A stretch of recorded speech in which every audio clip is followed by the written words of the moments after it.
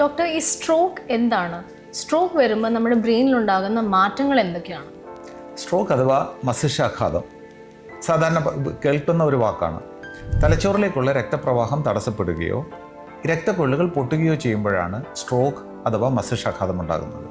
നമ്മളെല്ലാവരും കേട്ടിട്ടുണ്ട് brain attack അല്ലെങ്കിൽ ഹാർട്ട് അറ്റാക്ക്, നമ്മളെല്ലാവരും കേട്ടിട്ടുണ്ട്. അതുപോലെ തന്നെയാണ് ബ്രെയിൻ അറ്റാക്ക് എന്ന ഒരു വാക്കും. അപ്പോൾ ഇതെല്ലാം സൂചിപ്പിക്കുന്നത് ഒരേ അസുഖത്തെയാണ്. സ്ട്രോക്ക്, മസ്തിഷ്കാഘാതം അല്ലെങ്കിൽ ബ്രെയിൻ അറ്റാക്ക്, ഇതെല്ലാം ഒരേ അസുഖത്തെയാണ് സൂചിപ്പിക്കുന്നത്. തലച്ചോറിലേക്കുള്ള രക്തപ്രവാഹം തടസ്സപ്പെടുക, തലച്ചോറിലെ രക്തക്കൊള്ളുകൾ പൊട്ടുക, ഇതാണ് പ്രധാനമായും മസ്തിഷ്കാഘാതത്തിൻ്റെ, സ്ട്രോക്കിൻ്റെ കാരണം. ഇനി എന്താണ് തലച്ചോറിന് സംഭവിക്കുന്നതെന്ന് നോക്കാം. നമ്മുടെ തലച്ചോറിലെ ഓരോ ഭാഗവും ഓരോ പ്രവൃത്തിയാണ് ചെയ്യുന്നത്. ഉദാഹരണത്തിന് നമുക്ക് സംസാരിക്കുന്നതിന് വേണ്ടിയിട്ടുള്ള ഒരു സ്പീച്ച് സെൻ്റർ ഉണ്ട്. സംസാരിക്കുന്നത് കേട്ട് മനസ്സിലാക്കുന്നതിന് വേറൊരു ഭാഗമുണ്ട് തലച്ചോറിന്. കൈകൾ പ്രവർത്തിക്കുന്നതിനൊരു ഇടത് കൈ പ്രവർത്തിക്കണമെങ്കിൽ അതിന് വലത് വശത്തെ തലച്ചോറിൻ്റെ ഒരു ഭാഗം പ്രവർത്തിക്കണം. ഇത്തരത്തിൽ തലച്ചോറിൻ്റെ ഓരോ ഭാഗവും പ്രവർത്തിക്കുന്നത് അല്ലെങ്കിൽ ചെയ്യുന്നത് ഒരു പ്രത്യേകതരം ജോലിയായിരിക്കാം. ആ ഭാഗത്തേക്കുള്ള രക്തപ്രവാഹമാണ് തടസ്സപ്പെടുന്നതെങ്കിൽ ആ ഭാഗത്തിൻ്റെ പ്രവർത്തനം നിലച്ചു പോകുന്നു. ഉദാഹരണത്തിന് നമ്മുടെ കാഴ്ചയുടെ ഭാഗത്തേക്കുള്ള രക്തക്കൊള്ളാണ് തടസ്സപ്പെടുന്നതെങ്കിൽ കാഴ്ച നഷ്ടപ്പെടുന്നു. ഇനി കണ്ണിൻ്റെ ചലനങ്ങളെ നിയന്ത്രിക്കുന്ന ഭാഗമാണ് ആ രക്തക്കൊള്ളാണ് തടസ്സപ്പെടുന്നതെങ്കിൽ നമ്മുടെ കണ്ണിൻ്റെ ചലനങ്ങൾ നഷ്ടപ്പെടുകയും വസ്തുക്കൾ കൃത്യമായി കാണാതെ രണ്ടായിട്ട് കാണുന്ന അവസ്ഥയിലേക്ക് പോകാം. ഇനി മുഖത്തിൻ്റെ ഭാഗമാണ് നഷ്ടപ്പെടുന്നതെങ്കിൽ മുഖം ഒരു ഭാഗത്തേക്ക് കൂടിപ്പോകുന്നതായിട്ട് സംഭവിക്കാം. അപ്പം ഇത്തരത്തിലുള്ള പല ലക്ഷണങ്ങളും തലച്ചോറിൻ്റെ ഏത് ഭാഗത്തേക്കുള്ള രക്തക്കൊള്ളാണ് അടയുന്നത് എന്നതിനെ അനുസരിച്ച് ആ തലച്ചോറിൻ്റെ ആ പ്രവർത്തനം നഷ്ടപ്പെടുകയും അതുല്യമായ രോഗലക്ഷണങ്ങൾ കാണുകയും ചെയ്യുന്നു. ഡോക്ടർ, നമുക്ക് സ്ട്രോക്ക് വരുമ്പം ആദ്യം കാണുന്ന ലക്ഷണങ്ങൾ എന്തൊക്കെയാണ്? സ്ട്രോക്കിൻ്റെ ലക്ഷണങ്ങൾ ഓർത്തിരിക്കുന്നതിന് വേണ്ടിയിട്ടുള്ള ഒരു വാക്കാണ് BFAST. BEFAST. B for balance, അതായത് നടക്കുമ്പോൾ പെട്ടെന്ന് ബാലൻസ് നഷ്ടപ്പെടുക, ഒരു വശത്തോട്ട് പെട്ടെന്ന് വേച്ച് പോവുക, ആരെങ്കിലും പിടിച്ചില്ലെങ്കിൽ നടക്കാൻ പറ്റാതെ വരിക, ഇതിനാണ് B. E ഫോർ ഐ, അതായത് കാഴ്ച നഷ്ടപ്പെടുക, വസ്തുക്കൾ വ്യക്തമായി കാണാതിരിക്കുക, രണ്ടായിട്ട് കാണുക, ഇതാണ് Eക്ക്. പിന്നെ FAST. F ഫോർ ഫേസ്, മുഖം ഒരു വശത്തോട്ട് കൂടിപ്പോവുക, നമുക്ക് സംസാരിക്കുമ്പോൾ മുഖം കൂടിപ്പോകുന്നതായിട്ട് അനുഭവപ്പെടുക. A ഫോർ ആം, അതായത് ഒരു കൈ പൊക്കാൻ പറ്റാതെ വരിക, നമ്മൾ ഭക്ഷണം കഴിയുമ്പോൾ പെട്ടെന്ന് കൈ പൊങ്ങാതെ വരുന്നു, അല്ലെങ്കിൽ നമ്മൾ കുളിച്ചുകൊണ്ടിരിക്കുമ്പോൾ കൈ പൊങ്ങുന്നില്ല, അതുപോലെ തന്നെ കാലും തളർന്നുപോയി വീഴാൻ പോകുന്ന അവസ്ഥ വരിക. S ഫോർ സ്പീച്ച്, സംസാരം കൃത്യമാകാതിരിക്കുക, സംസാരിക്കാൻ പറ്റാതെ വരിക, ഇനി മറ്റുള്ളവർ പറയും നമുക്ക് മനസ്സിലാകാതെ വരിക.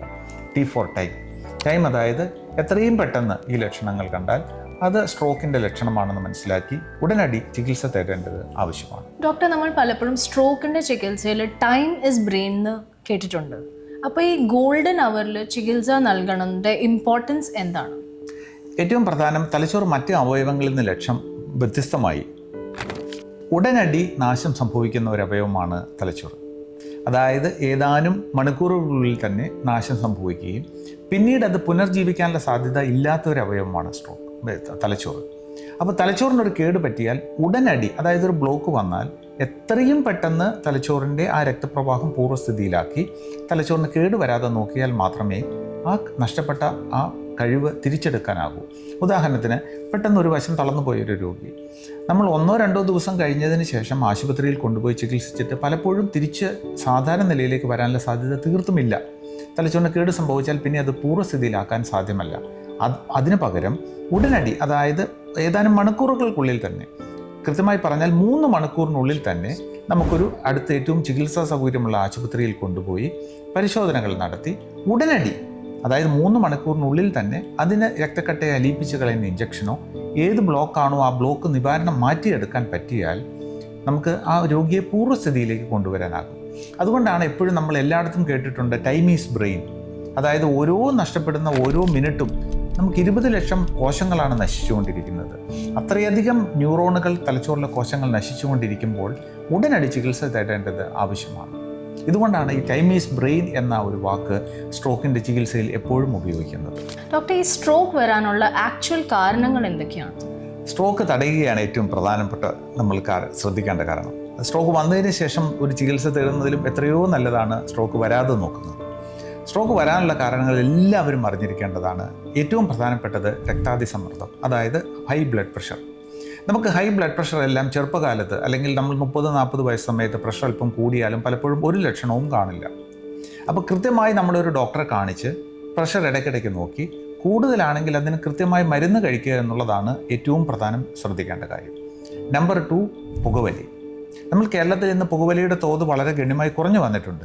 എങ്കിലും പുകവലിക്കുന്നത് സ്ട്രോക്ക് വരാൻ, ഹൃദയാഘാതം പോലെ തന്നെ, ഹാർട്ട് അറ്റാക്ക് വരുന്ന പോലെ തന്നെ മസ്തിഷ്കാഘാതം വരുന്നതിൻ്റെ മറ്റൊരു പ്രധാന കാരണമാണ്. 3, ഉയർന്ന കൊളസ്ട്രോൾ. അതായത് കൊളസ്ട്രോളും അമിതവണ്ണവുമുള്ള വ്യക്തികളിൽ എപ്പോഴും സ്ട്രോക്ക് വരാനുള്ള സാധ്യത സാധാരണ വ്യക്തികളെക്കാൾ വളരെ കൂടുതലാണ്. 4, നമ്മൾ ഉറക്കത്തിൽ കൂർക്കം വലിക്കുന്ന സ്വഭാവമുള്ളവരുണ്ട്. ഇത്തരത്തിൽ കൂർക്കം വലിയുള്ള വ്യക്തികൾ, അതായത് അമിതവണ്ണവും കൂർക്കം വലിയുമുള്ള വ്യക്തികളിൽ എപ്പോഴും ഇടയ്ക്ക് ശ്വാസം നിന്നു പോകുകയും അത്തരത്തിലുള്ള വ്യക്തികൾക്ക് മസ്തിഷ്കാഘാതം, സ്ട്രോക്ക് വരാനുള്ള സാധ്യത കൂടുതലാണ്.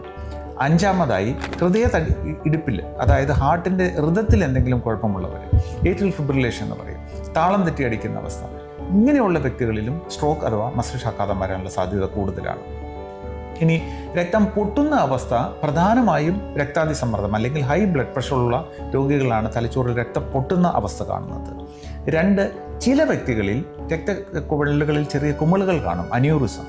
ഇത്തരത്തിലുള്ള വ്യക്തികളിലും രക്തം പൊട്ടി സ്ട്രോക്ക് ഉണ്ടാകാനുള്ള സാധ്യത കൂടുതലാണ്. ഡോക്ടർ, നമ്മളിപ്പോൾ ഈ യങ്സ്റ്റേഴ്സിലും ഇപ്പം ഒരുപാട് സ്ട്രോക്കിൻ്റെ കേസസ് പഠനങ്ങളിൽ വരുന്നുണ്ട്. അപ്പം അതിൻ്റെ എന്താണ് കാരണം? ഇപ്പം ചെറുപ്പക്കാരിൽ ഉണ്ടാകുന്നതിൻ്റെ ഏറ്റവും പ്രധാനപ്പെട്ട കാരണം 1, രക്താതിസമ്മർദ്ദം തന്നെയാണ്, ഹൈ ബ്ലഡ് പ്രഷർ. മറ്റൊരു കാരണം നമ്മൾ എല്ലാവരും അറിഞ്ഞിരിക്കേണ്ടത്, കേരളത്തിൽ ഇന്ന് വർദ്ധിച്ചു വരുന്ന ഈ മയക്കുമരുന്നുകളുടെ ഉപയോഗം, പ്രത്യേകിച്ച് കഞ്ചാവ്, MDMA ഇത്തരത്തിലുള്ള കെമിക്കൽ ഡ്രഗ്സ് ഉപയോഗിക്കുന്ന വ്യക്തികളിൽ സ്ട്രോക്ക് വരാനുള്ള സാധ്യത വളരെയധികം കൂടുതലാണ്. ഇത് എല്ലാവരും അറിഞ്ഞിരിക്കേണ്ട കാര്യമാണ്. ഇത്തരത്തിലുള്ള മയക്കുമരുന്നുകൾ ഉപയോഗിക്കുന്ന വ്യക്തികളിൽ രക്തസമ്മർദ്ദം ക്രമാതീതമായി കൂടുകയും രക്തമെടുപ്പ് വളരെയധികം കൂടിയ നിലയിലാകുകയും ഉറക്കമില്ലായ്മ, ഉറങ്ങാതിരിക്കാൻ പറ്റാത്ത അവസ്ഥ, ഇത്തരത്തിലുള്ള സാഹചര്യം ഉണ്ടാകുകയും അവരിൽ രക്തം പൊട്ടി സ്ട്രോക്ക് ഉണ്ടാകാനോ രക്തം ബ്ലോക്ക് വന്ന് സ്ട്രോക്ക് ഉണ്ടാകാനുള്ള സാധ്യത സാധാരണയിൽ നിന്നും വളരെ കൂടുതലാണ്. ഡോക്ടർ, ഈ ലൈഫ് സ്റ്റൈൽ ഇപ്പോൾ എന്തെങ്കിലും ചേഞ്ചസ് വരുത്തിയാൽ നമുക്ക് സ്ട്രോക്കിനെ ഒഴിവാക്കാൻ സാധിക്കുമോ? പ്രധാനമായും ശ്രദ്ധിക്കേണ്ട കാര്യം, ലൈഫ് സ്റ്റൈൽ ചേഞ്ചസ് ഉദ്ദേശിക്കുന്നത് നമ്മളുടെ ഹൈപ്പർ ടെൻഷൻ, സമ്മർദ്ദം, അതായത് BP റെഗുലറായി ചെക്ക് ചെയ്ത് അത് സാധാരണ നിലയിൽ മരുന്നിൻ്റെ ഉപയോഗത്തിലൂടെയോ നമ്മൾ ഉപ്പ് ഇതിൻ്റെ ആവശ്യം സാധാരണ വ്യായാമം ചെയ്ത് മറ്റും രക്തസമ്മർദ്ദം കുറയ്ക്കാൻ ശ്രമിക്കുക. 2, ഡയബറ്റീസ് ഉള്ളവരിൽ അത് കൃത്യമായി കുറയ്ക്കുക. 3, ഉറക്കം നന്നായിട്ട് കിട്ടുക. 4, കൃത്യമായി വ്യായാമം ചെയ്യുക. അമിതവണ്ണമുള്ളവർ തടി കുറയ്ക്കുക. പുകവലി ഉണ്ടെങ്കിൽ അത് ഉപേക്ഷിക്കുക. ഇതെല്ലാം ശ്രദ്ധിച്ചാൽ നമുക്ക് ഈ സ്ട്രോക്ക് വരാനുള്ള സാധ്യത ഗണ്യമായി കുറയ്ക്കാനാകും. പിന്നെ ഡോക്ടർ, ഈ ഇസ്കീമിക് സ്ട്രോക്ക് ആൻഡ് ഹാമറേജിക് സ്ട്രോക്ക് എന്ന് കേൾക്കാറുണ്ട്. അപ്പോൾ ഇതിൽ തമ്മിലുള്ള വ്യത്യാസം എന്താണ് ആക്ച്വലി? ഇസ്കീമിക് സ്ട്രോക്ക് എന്ന് പറയുന്നത് രക്തപ്രവാഹം തടസ്സപ്പെടുമ്പോഴാണ് ഇസ്കീമിക് സ്ട്രോക്ക് ഉണ്ടാകുന്നത്. അതായത് ഒരു ബ്ലോക്ക് വന്ന് തലച്ചോറിൻ്റെ ഒരു ഭാഗത്തേക്കുള്ള രക്തപ്രവാഹം തടസ്സപ്പെട്ട് അവിടെ കേട് സംഭവിക്കുമ്പോഴാണ് ഇസ്കീമിക് സ്ട്രോക്ക് എന്ന് പറയുന്നത്. ഹെമറാജിക് സ്ട്രോക്ക് എന്ന് പറയുന്നത് അതിന് വിരുദ്ധമായി ഏതെങ്കിലും ഒരു രക്തധമനി പൊട്ടുകയോ അവിടെ രക്തം പൊട്ടി ആ തലച്ചോറിൻ്റെ ഭാഗത്തിന് കേട് സംഭവിക്കുന്ന അവസ്ഥയാണ് ഹെമറാജിക് സ്ട്രോക്ക് എന്ന് ഉദ്ദേശിക്കുന്നത്. ഡോക്ടർ, ഈ ലൈഫ് സ്റ്റൈൽ എന്തെങ്കിലും മാറ്റങ്ങൾ വരുത്തിയാൽ നമുക്ക് സ്ട്രോക്കിനെ ഒഴിവാക്കാൻ സാധിക്കുമോ? ലൈഫ് സ്റ്റൈൽ പ്രധാനമായും ശ്രദ്ധിക്കേണ്ടത് കൃത്യമായ വ്യായാമം. അതായത് ഡെയിലി കുറച്ച് നമ്മൾ 10,000 സ്റ്റെപ്സ് നടക്കണമെന്ന് പറയും, അതുപോലെ ഡെയിലി നടക്കുക, കൃത്യമായ വ്യായാമം ചെയ്യുക, വെയ്റ്റ് ട്രെയിനിങ് ചെയ്യുക. 2, നമ്മൾ തൂക്കം കൂടുതലുള്ളവരിൽ അത് തൂക്കം കുറയ്ക്കാനായിട്ട് ശ്രദ്ധിക്കുക. പ്രഷർ കൂടുതലുള്ളവർക്ക് അത് കൃത്യമായി മെഷർ ചെയ്യുകയും മരുന്നിലൂടെയോ നമ്മൾ ഉപ്പിൻ്റെ അംശം കുറച്ചും അത് കുറയ്ക്കുക. 4, കൃത്യമായി ഉറക്കം ലഭിക്കുക. അതായത് അറ്റ്ലീസ്റ്റ് 7 മുതൽ 8 മണിക്കൂറെങ്കിലും ഉറങ്ങാനായിട്ട് ശ്രമിക്കുക. ഇത് എല്ലാം ശ്രദ്ധിക്കുകയും ഷുഗർ ഉള്ളവരിൽ അത് കുറയ്ക്കുക. കൂർക്കമ്പലി ഉണ്ടെങ്കിൽ അതിന് കൃത്യമായി ചികിത്സ തേടുക. ഇത്തരത്തിൽ നമ്മുടെ ലൈഫ് സ്റ്റൈൽ, പുകവലിയുള്ളവർ അത് ഉപേക്ഷിക്കുക. മദ്യപാനം പൂർണ്ണമായും വർജിക്കുന്നത് തന്നെയാണ് നല്ലത്. ചെറിയ തോതിലുള്ള മദ്യപാനം പോലും പലപ്പോഴും ഉറക്കത്തെ കുറയ്ക്കുകയും പ്രഷർ കൂട്ടാനും ഇത്തരത്തിലുള്ള കാരണങ്ങൾക്ക് നശിക്കും. അവസാനമായി മയക്കുമരുന്നുകളുടെ ഉപയോഗം. ഇതെല്ലാം ഉപേക്ഷിച്ച് നമ്മുടെ ലൈഫ് സ്റ്റൈൽ കുറച്ചുകൂടി ഒരു ഹെൽത്തി ലൈഫ് സ്റ്റൈലിലേക്ക് കൊണ്ടുവന്നാൽ തീർച്ചയായും മസ്തിഷ്കാഘാതം വരാനുള്ള സാധ്യത ഗണ്യമായി കുറയ്ക്കാനാകും. ഈ സ്ട്രോക്കിൻ്റെ റിസ്ക് കൂടുതലുള്ള ആൾക്കാരിൽ നമുക്ക് ഏർലി ഡിറ്റക്ഷൻ ചെയ്യാനുള്ള എന്തെങ്കിലും സ്പെഷ്യൽ ടെസ്റ്റ് ഉണ്ടോ? തീർച്ചയായും ഉണ്ട്. നമുക്ക് ഞാൻ മുൻപേ പറഞ്ഞതുപോലെ ഹൈപ്പർ ടെൻഷനുള്ള വ്യക്തികൾ BP നോക്കുക, ഷുഗർ നോക്കുക, ഉറക്കമുള്ളവർ കൂർക്കമ്പലിക്കുണ്ടെങ്കിൽ അതെല്ലാം ചെക്ക് ചെയ്യുക. പക്ഷേ കൃത്യമായി ചെക്ക് ചെയ്യേണ്ട 2-3 ടെസ്റ്റുകളുണ്ട്. ഏറ്റവും പ്രധാനം ഒന്ന് കരോട്ടിഡ് ഡോപ്ലർ ടെസ്റ്റ്. അതായത് തലച്ചോറിലേക്കുള്ള കഴുത്തിലുള്ള രക്തധമനികളിൽ ബ്ലോക്ക് ഉണ്ടോ എന്ന് അറിയുന്നതിനുള്ള ചെറിയൊരു ടെസ്റ്റാണ് കരോട്ടിഡ് ഡോപ്ലർ. അപ്പം ഈ ടെസ്റ്റ് ചെയ്യുമ്പോൾ കൃത്യമായി ബ്ലോക്ക് ഉണ്ടോ എന്ന് തിരിച്ചറിയാനാകും. ഇതൊരു അൾട്രാസൗണ്ട് ടെസ്റ്റാണ്. 2, പലരിലും മസ്തിഷ്കാഘാതം ഉണ്ടാകാനുള്ള സാധ്യത കൂട്ടുന്നതാണ് ഏട്രിയൽ ഫിബ്രിലേഷൻ. അപ്പോൾ അതിന് കണ്ടുപിടിക്കണമെങ്കിൽ ഹൃദയത്തിൻ്റെ താളം അളക്കുന്ന ഹോൾട്ടർ ടെസ്റ്റ് ചെയ്താൽ അത് കൃത്യമായി കണ്ടുപിടിക്കാനാകും. ഇനി നിങ്ങൾക്ക് കുടുംബത്തിൽ കൂടുതലായി മസ്തിഷ്കാഘാതത്തിനുള്ള സാധ്യത കൂടുതലുള്ള കുടുംബങ്ങളാണ്, അതായത് നമുക്ക് പലരിലും വന്നിട്ടുണ്ട്, അല്ലെങ്കിൽ രക്താതി സമ്മർദ്ദമുള്ളവരാണെങ്കിൽ അവർക്കൊരു MRI സ്കാൻ ചെയ്ത് രക്തക്കുഴലുകളിലെ സ്കാനുകൾ നോക്കിയാൽ എവിടെയെങ്കിലും ബ്ലോക്ക് ഉണ്ടോ എന്ന് മുൻകൂട്ടി കണ്ടുപിടിക്കാനാകും. ഇതുകൂടാതെ കൃത്യമായി നമ്മുടെ കൊളസ്ട്രോളിൻ്റെ അളവ്, രക്തത്തിൽ കൊളസ്ട്രോളിൽ ട്രൈഗ്ലിസറൈഡ്സ്, LDL ഇതിൻ്റെ എല്ലാം അളവ് കൃത്യമായി നോക്കി അത് കൃത്യമായി പരിചരിക്കുക, കൃത്യമായി കുറച്ച് മരുന്ന് കഴിച്ച് സൂക്ഷിച്ചാൽ ഇതിനുള്ള സാധ്യത നേരത്തെ കണ്ടുപിടിക്കാനാവും. ഇനി ഹെമറാജിക് സ്ട്രോക്ക് ഉണ്ടാകുന്ന വ്യക്തികളിൽ, അതായത് നമ്മുടെ കുടുംബത്തിൽ ആർക്കെങ്കിലും ഇത്തരത്തിൽ അന്യൂറിസം വന്ന് പൊട്ടി മരിച്ചു പോവുകയോ അതുപോലെ ഗൗരവമായ അസുഖമുണ്ടായാൽ തീർച്ചയായും അവരുടെ ഫസ്റ്റ് ഡിഗ്രി റിലേറ്റീവ്സ്, അതായത് ചേട്ടൻ, അനിയൻ, അവരെല്ലാവരും ഇത്തരത്തിലുള്ള ഒരു MR ആൻജിയോഗ്രാം ടെസ്റ്റ് ചെയ്താൽ അവരുടെ തലച്ചോറിൽ ഇത്തരത്തിലുള്ള വീക്ക് സ്പോട്ട്സ്, അതായത് അന്യൂറിസം ഉണ്ടോ എന്ന് കൃത്യമായി മുൻകൂട്ടി കണ്ടുപിടിക്കാനാകും. ഡോക്ടർ, ഈ സ്ട്രോക്ക് ചികിത്സയിൽ പുതിയതായിട്ട് ഒരുപാട് മാറ്റങ്ങൾ വരുത്തിയതാണ് മെക്കാനിക്കൽ ത്രോംബെക്ടമിയും ക്ലോട്ട് ബസ്റ്റർ മെഡിസിൻ. അത് എന്താണ് ഡോക്ടർ? നമ്മൾ ഇസ്കീമിക് സ്ട്രോക്കിൻ്റെ ഏറ്റവും പ്രധാനപ്പെട്ട 2 ചികിത്സാ രീതികളാണ് ത്രോംബോലിറ്റിക് തെറാപ്പി, അതായത് നമ്മളൊരു മരുന്ന് കുത്തിവെച്ച് രക്തക്കട്ടയെ അലിയിപ്പിച്ച് കളയുകയും ബ്ലോക്ക് മാറ്റുകയും ചെയ്യുന്നത്. ഇത് ഇന്നിപ്പം കേരളത്തിൽ എല്ലാ ആശുപത്രികളിലും, പ്രധാനപ്പെട്ട ആശുപത്രികളിൽ സുലഭമായൊരു ചികിത്സയാണ്. അത് 3 മണിക്കൂറിനുള്ളിൽ ചെയ്യേണ്ടത് ആവശ്യമാണ്. അതുകൊണ്ട് ഉടനടി രോഗിയെ ആശുപത്രിയിൽ കൊണ്ടുപോവുകയും ഇത് ഇസ്കീമിക് സ്ട്രോക്ക് ആണോ എന്ന് വിലയിരുത്തിയതിന് ശേഷം ഈ മരുന്ന് കുത്തിവെച്ച് ആ രക്തക്കട്ട അലിയിപ്പിച്ച് കളയുന്നതാണ് ത്രോംബോലിറ്റിക് തെറാപ്പി. 2, വലിയ രക്തക്കട്ടകൾ അല്ലെങ്കിൽ വലിയ രക്തക്കൊഴലാണ് ബ്ലോക്ക് ആയതെങ്കിൽ ഇത്തരത്തിലുള്ള ചികിത്സ ഫലപ്രദമാകണം എന്നില്ല. അത്തരത്തിലുള്ള അവസ്ഥയിലാണ് ഇതുപോലുള്ള ഒരു കാത്ത് ലാബിൽ രോഗിയെ കൊണ്ടുവന്ന് ഹൃദയത്തിൻ്റെ ആൻജിയോഗ്രാം ചെയ്യുന്നത് പോലെ തന്നെ തലച്ചോറിൻ്റെ ആൻജിയോഗ്രാം ചെയ്ത് ബ്ലോക്ക് എവിടെയാണ് എന്ന് കൃത്യമായി കണ്ടുപിടിച്ച് ആ ബ്ലോക്ക് ത്രോംബെക്ടമി എന്ന് പറയുന്ന ഒരു ചികിത്സയിലൂടെ സ്റ്റെൻഡ് ഡ്രൈവർ ഉപയോഗിച്ച് ആ രക്തക്കട്ടയെ വലിച്ച് പുറത്തെടുത്ത് കളഞ്ഞ് രക്തപ്രവാഹം പൂർവ്വസ്ഥിതിയിലാക്കുന്നതാണ് മെക്കാനിക്കൽ ത്രോംബെക്ടമി.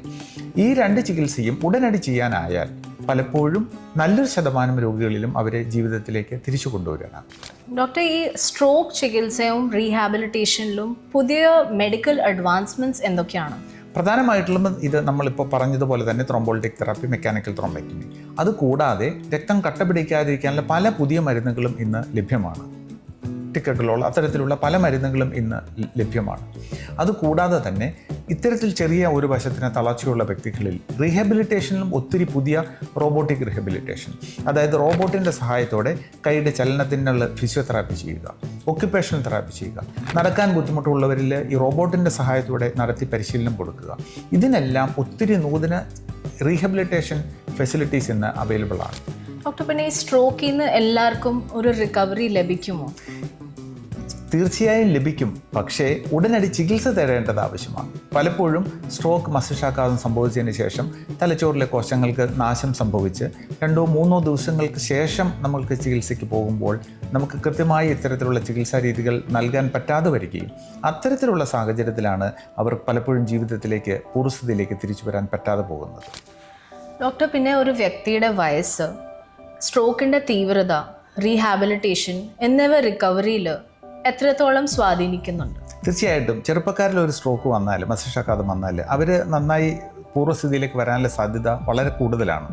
അതുകൊണ്ട് ഒരു 50 വയസ്സിന് താഴെയുള്ള ഒരു വ്യക്തിക്ക് സ്ട്രോക്ക് വന്നാൽ എത്രയും പെട്ടെന്ന് ചികിത്സ തേടുകയും അതിന് റീഹാബിലിറ്റേഷൻ നടത്തി പൂർവ്വസ്ഥിതിയിലേക്കാകാൻ. എത്ര വയസ്സായാലും കൃത്യമായ ചികിത്സ നൽകിയാൽ അത് പൂർവ്വസ്ഥിതിയിലേക്ക് വരാനുള്ള സാധ്യത നന്നായിട്ടുണ്ട്. പക്ഷേ പ്രായം കൂടുന്തോറും തലച്ചോറിന് ശോഷിപ്പ് സംഭവിക്കുന്നതിനാൽ അത്തരത്തിലുള്ള വ്യക്തികൾ, അതായത് 80 വയസ്സ് കഴിഞ്ഞ ഒരു വ്യക്തിയിൽ പലപ്പോഴും മസ്തിഷ്കാഘാതം സംഭവിച്ചാൽ പൂർവ്വസ്ഥിതിയിലാകാനുള്ള സാധ്യത കുറഞ്ഞു വരുന്നുണ്ട്. പക്ഷേ അവർക്കും കൃത്യമായ ചികിത്സ നൽകുന്നത് പലപ്പോഴും ഒരു പരിധിവരെ അവർക്ക് റിക്കവർ ചെയ്യുന്നതിന് സഹായകരമാണ്. കേരളത്തിൽ നിന്ന് മസ്തിഷ്കാഘാതത്തിൻ്റെ തോത് ഗണ്യമായി കൂടി വരുന്നുണ്ട്. ചെറുപ്പക്കാരിലും ഇത്തരത്തിലുള്ള അസുഖങ്ങൾ കൂടുതലായി കണ്ടുവരുന്നുണ്ട്. അപ്പം ഇത്തരത്തിലുള്ള അസുഖങ്ങളെപ്പറ്റി, മസ്തിഷ്കാഘാതത്തെപ്പറ്റി പൊതുജനങ്ങളുടെ ഇടയിൽ ബോധവൽക്കരണം ഉണ്ടാകേണ്ടത് വളരെ ആവശ്യമാണ്. എങ്കിൽ മാത്രമേ അത് സംഭവിക്കുമ്പോൾ ഉടനടി കണ്ടെത്തുകയും കൃത്യമായ ഒരു ചികിത്സ തേടേണ്ടതും പറ്റുകയുള്ളൂ. ഒരു കുടുംബത്തിൽ ഒരു വ്യക്തിക്ക് മസ്തിഷ്കാഘാതം സംഭവിച്ചാൽ ആ വ്യക്തിയുടെ മാത്രമല്ല, അത് പരിചരിക്കുന്ന ആളുകളുടെ കൂടെ ജീവിതത്തെ അത് ബാധിക്കും. കിടപ്പിലായ ഒരു രോഗിയെ പരിചരിക്കുമ്പോൾ പലപ്പോഴും മറ്റുള്ളവർക്കും ജോലിക്ക് പോകാനോ അവർക്ക് മറ്റ് കാര്യങ്ങൾ ചെയ്യാനോ പറ്റാതാകുന്ന ഒരവസ്ഥ കുടുംബങ്ങളെ, അവരുടെ വരുമാനത്തെയും ജീവിത നിലവാരത്തെയും എല്ലാം ബാധിക്കും. അതുകൊണ്ട് സ്ട്രോക്കിനെ പറ്റിയുള്ള ബോധവൽക്കരണം വളരെ പ്രധാനമാണ്. കൃത്യമായ ചികിത്സ തേടേണ്ടതും ആവശ്യമാണ്. എന്തൊക്കെ കാരണങ്ങളാണ് ഇതിൻ്റെ ഉണ്ടാകുന്നത് എന്ന് കണ്ടെത്തി അത് തടഞ്ഞാൽ നല്ലൊരു പങ്കുവരെ മസ്തിഷ്കാഘാതം ഉണ്ടാകുന്നതും ഉണ്ടായ വ്യക്തികളിൽ അത് പൂർവ്വസ്ഥിതിയിലേക്കാക്കുന്നതിനും സഹായകരമാണ്.